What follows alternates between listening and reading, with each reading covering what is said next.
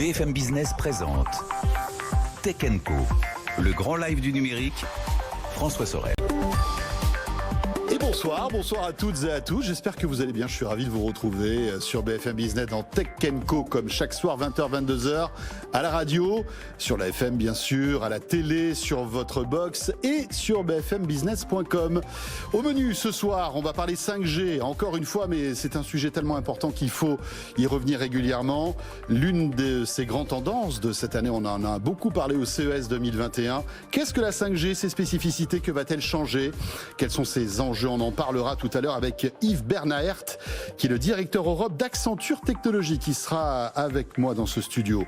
Nous irons aussi tout à l'heure, et ça c'est passionnant, en pleine mer, comprendre comment les skippers du Vendée Globe peuvent être connectés à Internet alors qu'ils sont au milieu de nulle part.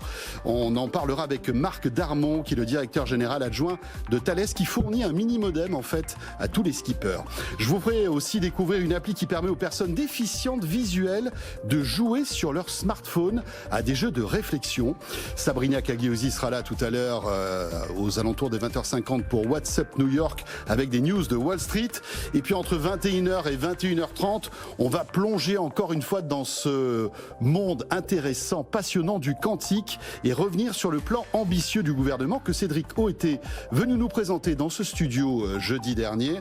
On rentrera dans les détails avec nos invités, acteurs du quantique, mais aussi des experts de haut niveau de ce domaine. Ce sera tout à l'heure, donc entre 21h et 21h30. Je vous rappelle le hashtag TechCo sur Twitter si vous voulez réagir. TECHCO. Merci d'être là et bienvenue. BFM Business, les news de la tech. Les news de la tech. Et peut-être avez-vous vu circuler cette information aujourd'hui, une information encore liée à la cybersécurité à Facebook qui les enchaîne visiblement. Facebook a été piraté avec, regardez, 533 millions de numéros d'utilisateurs de Facebook en fait, qui se baladent un petit peu partout dans la nature et qui sont en vente sur Telegram. Vous savez, cette messagerie qui est très à la mode en ce moment, qui est très en vogue. Et il y a, écoutez bien, 19,8 millions de numéros français dans ce piratage énorme. Pour en parler, Benoît Grunenwald est avec moi ce soir. Bonsoir Benoît. Bonsoir François. Vous êtes un expert en cybersécurité chez EZ qui est un spécialiste en fait de la cybersécurité, un des logiciels qu'on installe sur son ordinateur pour se protéger. Alors racontez-nous, qu'est-ce qui s'est passé avec cette histoire de Facebook piraté, Benoît? Eh bien, c'est l'utilisation d'une faille qui a permis de créer cette base de données qui a été corrigée en août 2019. Ce qui veut dire que si vous avez entré votre numéro de téléphone avant août 2019, il y a de très grandes chances pour que vous soyez dans cette base. Effectivement, quasiment 20 millions de numéros de téléphone associés à un compte Facebook, un français ID en plus, Facebook. Alors là, c'est uniquement la France. Quasiment 20 millions de numéros de téléphone français. Oui. Rappelons qu'on est 67 millions. C'est énorme. Et qu'à ce moment-là, Facebook avait à peu près 27 millions d'utilisateurs actifs en France. Oui. Donc c'est vraiment un chiffre très très important.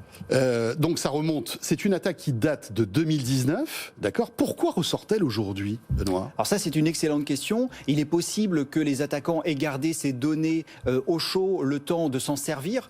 On sait que lorsqu'on réussit une belle attaque, c'est souvent soit pour le compte de quelqu'un, soit pour son propre usage. Et il est possible qu'ils aient réussi à utiliser les données qui les intéressaient, notamment pourquoi pas pour du cyberespionnage, et que ces données, les autres données étant un surplus, eh bien, ils en tirent profit financier parce qu'ils n'ont plus l'avantage de garder cela secret. On remonte donc à 2019, à cette attaque.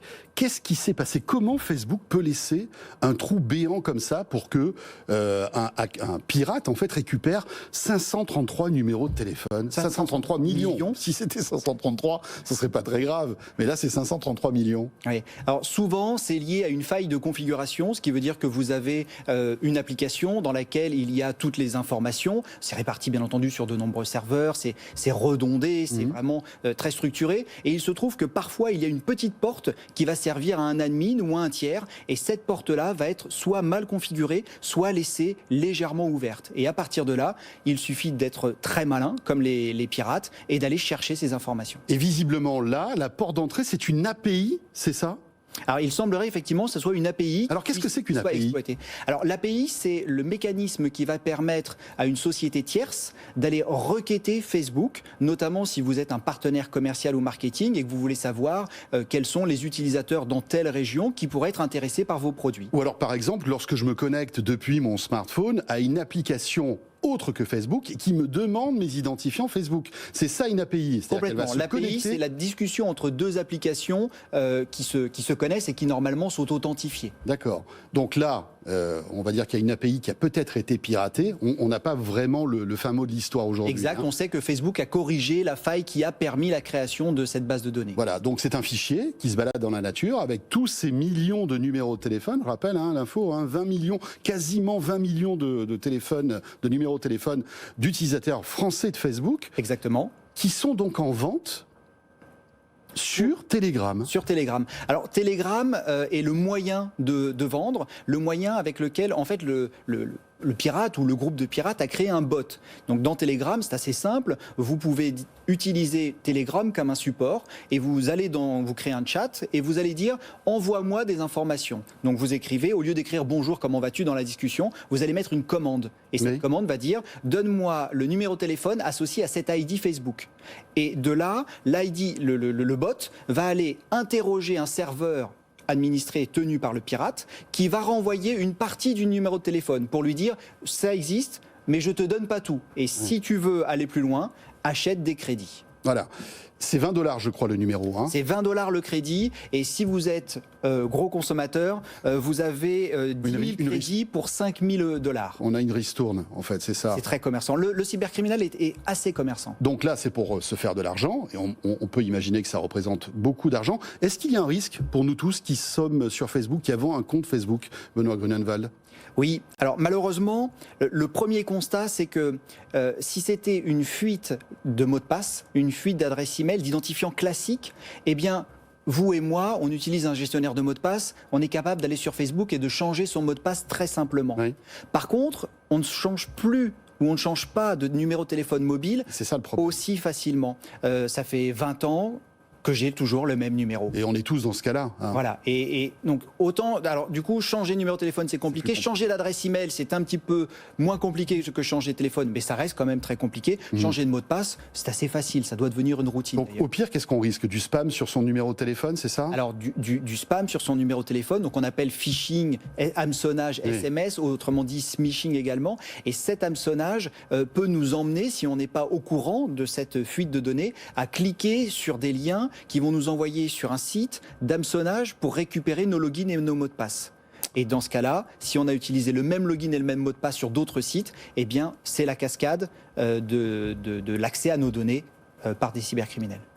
Très bien, merci beaucoup Benoît Grunenwald pour toutes ces précisions. On y voit un petit peu plus clair concernant cette info incroyable. Je vous rappelle, 533 millions de numéros d'utilisateurs piratés sur Facebook qui sont en vente sur Telegram, dont quasiment 20 millions de numéros français. Merci beaucoup. Merci. Benoît. L'actu aussi, c'est Apple qui redevient la marque la plus valorisée du monde selon Brand Finance. Alors on attend les résultats trimestriels d'Apple qui devraient confirmer la très bonne santé d'entreprise. Ce classement valorise en fait la marque Apple à 263 milliards de dollars. Brand Finance qui constate plus globalement la forte progression des marques technologiques en cette période